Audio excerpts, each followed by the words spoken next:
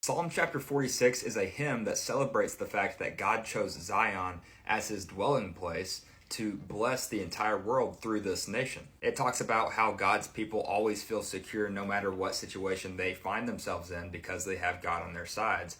Verse 1 says, God is our refuge and strength, a very present help in trouble. It goes on in verse 2 saying, therefore we will not fear, though the earth gives way, though the mountains be moved into the heart of the sea. Psalm 47 celebrates the fact that God rules over all the earth. He has control of all things. It also talks about the covenant that God made with Abraham, talking about how he will bless all nations through him and his descendants, of course. It also talks about how there is only one true God and everybody on earth owes him loyalty. Psalm chapter 48 is similar to Psalm chapter 46 in the way that it celebrates Zion as God's special city that he chose to dwell in. It recalls a time when the Gentiles attacked the city of Zion but were not able to conquer it because God was not on their side. It briefly discusses how material defenses are important, but the most important thing is having God on your side. You could have all the physical protection in the world, but if God is against you, you can't win. Psalm chapter 49 is a psalm of wisdom, and it discusses the times when the faithful to God often feel confused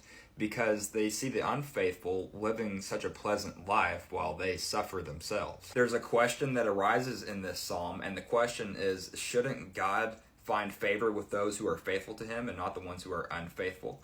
And the answer to that question, God will distinguish who is faithful and unfaithful when we die, and that's what's really important. This psalm helps to encourage those who are feeling defeated to not give up their faith and to not join the side of the unfaithful. Psalm chapter 50 describes the standards in which the faithful must live if they are to dedicate themselves to God. This psalm warns the Israelites to not just assume they are going to be saved by God through sacrificial ceremonies alone, and that they need to have a relationship with God. God also speaks to the wicked people in this chapter, in this psalm. It says, but to the wicked, God says, what right have you to recite my statutes or take my covenant on your lips? For you hate discipline, and you cast my words behind you. If you see a thief, you are pleased with him, and you keep company with adulterers. There's more to that, but I'm going to stop there. If you'd like to read the rest of that, again, it's Psalm chapter 50.